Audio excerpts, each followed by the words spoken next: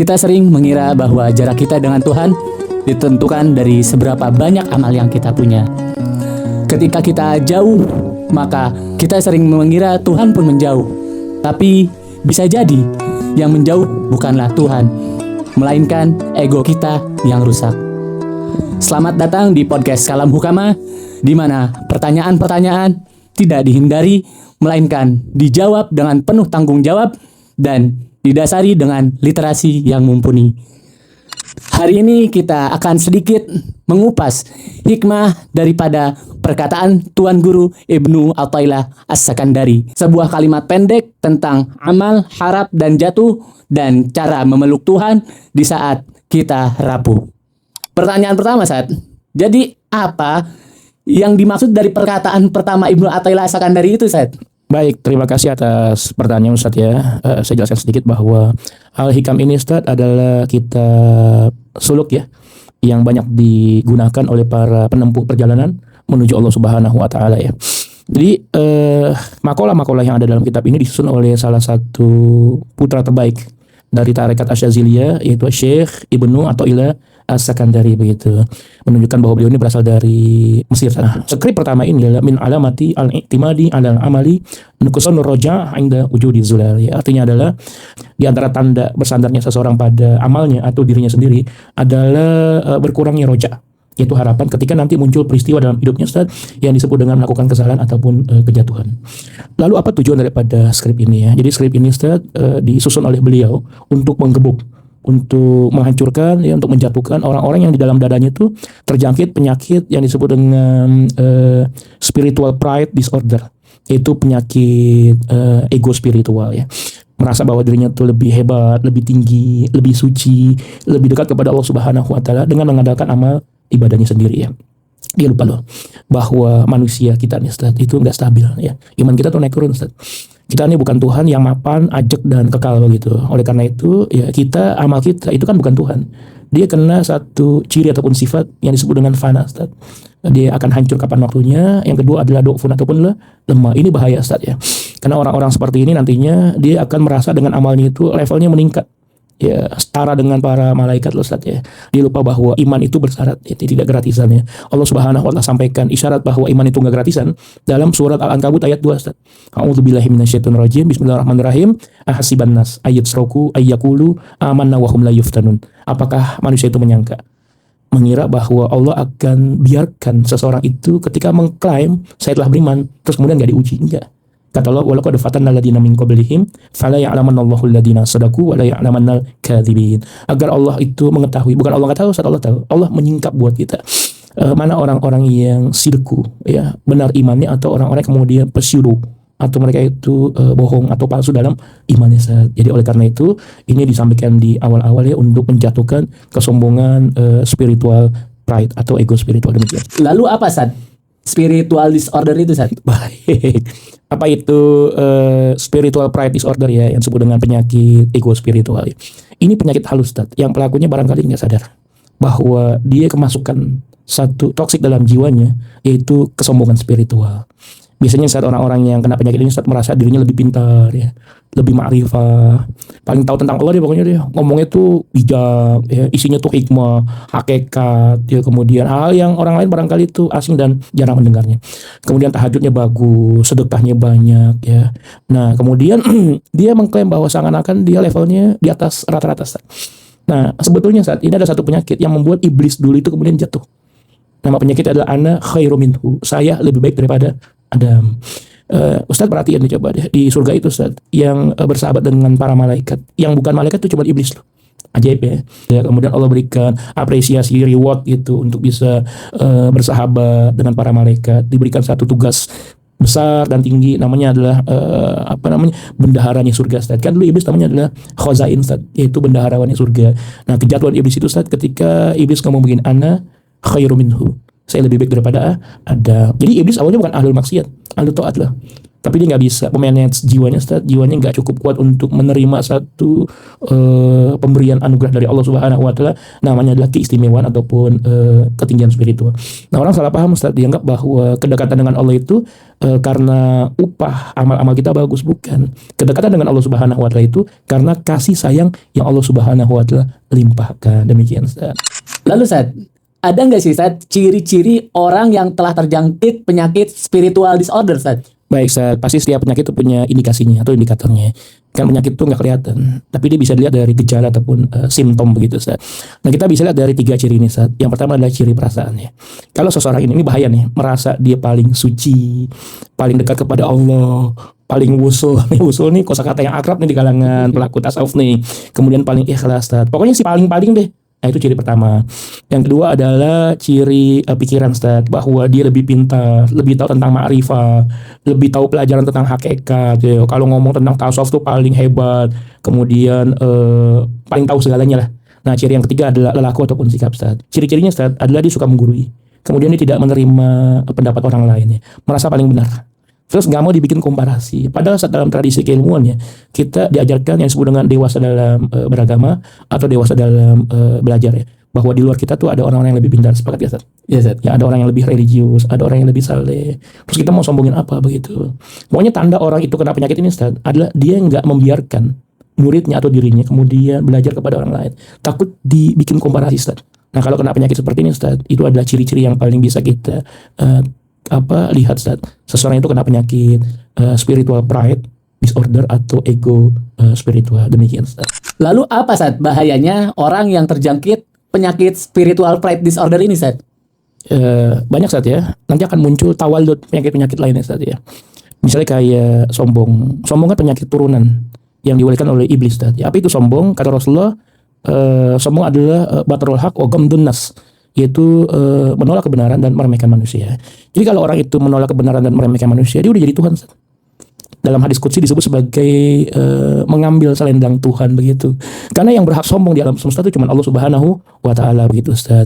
Ada ayat bunyinya begini, a'udzubillahi minasyaitonirrajim, ara'aita man ittakhadha ilahahu hawahu.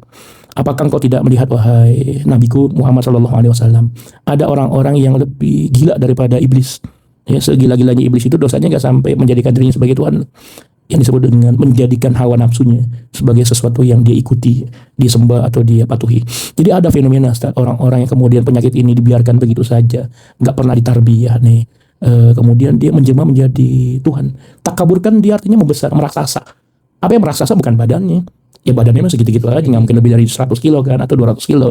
Yang membesar adalah jiwanya, menjelma menjadi Tuhan baru, Ustaz. Ini penyakit, Ustaz, orang-orang yang sombong, Ustaz, ya.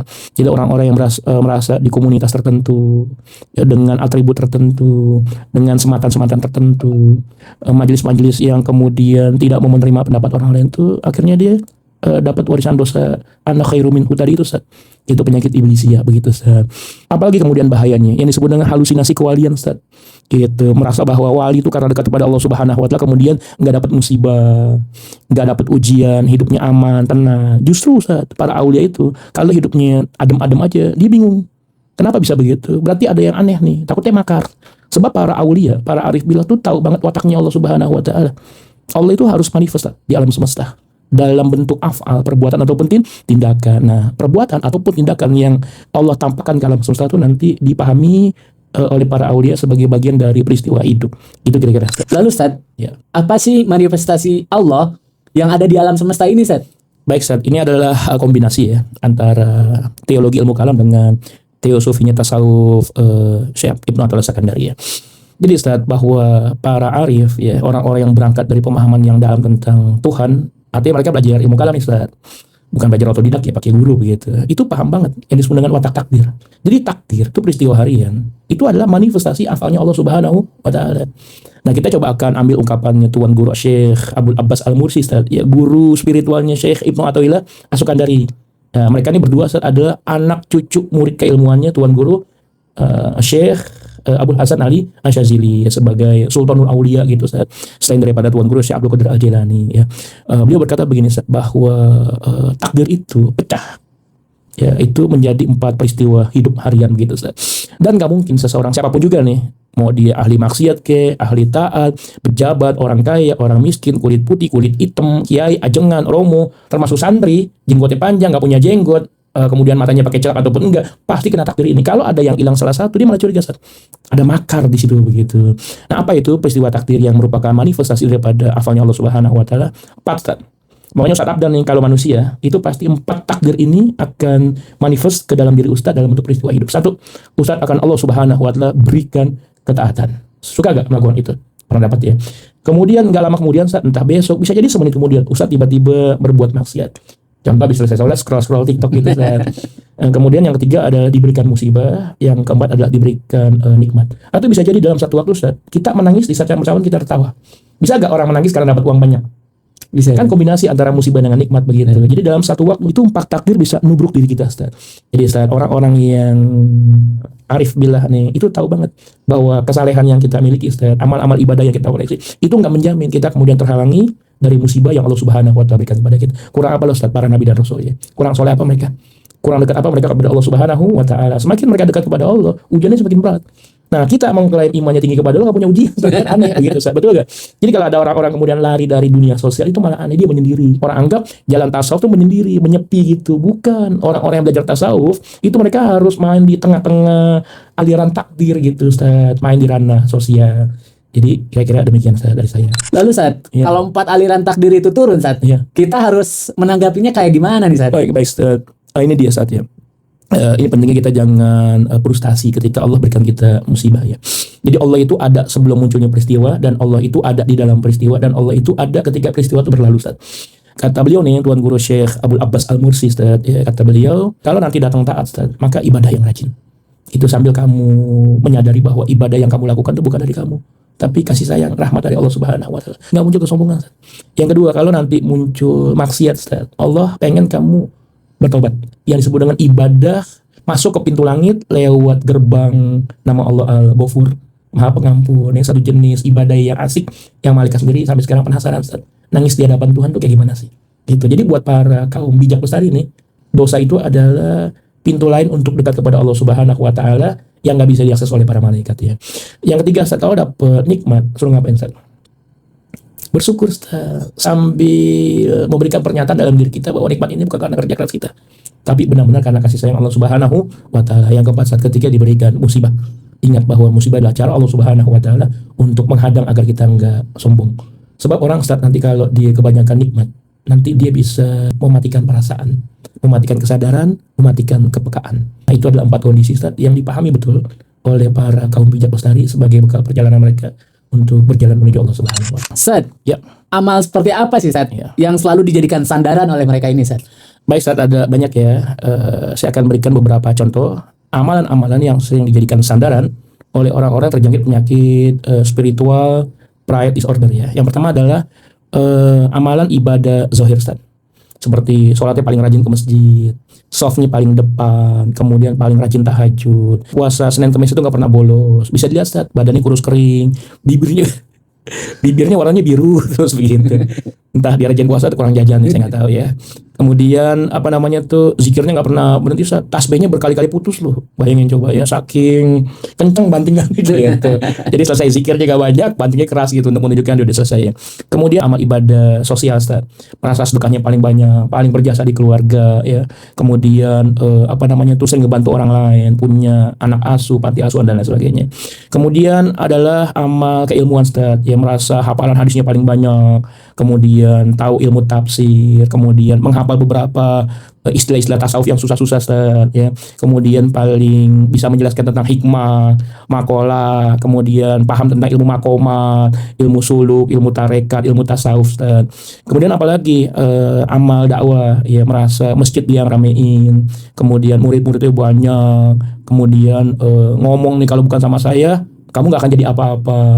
Kemudian tidak memberikan kesempatan muridnya untuk belajar di tempat yang lain, Ustaz. Ada juga kebanggaan amal-amal zahir, Ustaz, seperti jenggotnya paling panjang, jidatnya paling hitam, celananya paling cingkrang. Ini mohon maaf ya, saya tidak menyindir satu kelompok tertentu, enggak, Ustaz. Kemudian sering menggunakan istilah-istilah yang kayaknya mengesankan dia religius, benar-benar ngomong Masya Allah, istighfar, pamer gitu. Kalau dia dalam hatinya ada masalah.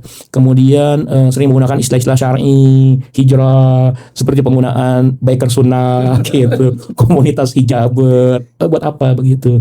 Nanti suatu saat ketika Allah Subhanahu wa taala gulung dia dengan peristiwa takdir berupa musibah, orang-orang ini bakal lari, Ustaz.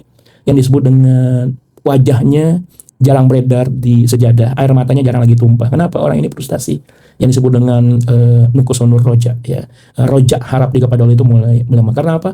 Dia bersandar pada amalnya sendiri. Demikian kira-kira, Ustaz. Ustaz, Ya. kenapa Allah berikan wujudul zulal kepada kita, Ustaz? Baik, wujud uzul artinya adalah adanya kesalahan atau maksiat atau kejatuhan dalam diri kita, Ustaz, ya. Saya akan jelaskan 4 alasan, meskipun ini cukup banyak sekali alasannya, Ustaz, ya. Yang pertama adalah Allah ingin memberikan pelajaran kepada kita, Ustaz, bahwa kita jangan menyembah diri kita sendiri. Maksud menyembah itu bukan kita menjadikan diri kita seperti patungnya Firaun, bukan gitu, Ustaz. Yang disebut dengan meninggalkan Allah lalu mengandalkan kekuatan kita. Ya, dalam istilah tasawuf disebut sebagai tiklan, Ustaz. Jadi hamba merasa dirinya hebat dan kuat, dia jalan sendiri. Dia nggak tahu bahwa Allah Subhanahu wa taala itu bentar lagi akan berikan ujian kepada dia. Jadi Allah pengen lewat wujudul zulal, saat kita nggak boleh menyembah diri sendiri, ya, atau mengandalkan diri sendiri, ya. Karena salah satu bentuk atau tanda kehambaan adalah di as-somadiyah, bersandar kepada Allah Subhanahu wa taala, bukan Ustadz Abdul Somad, bukan.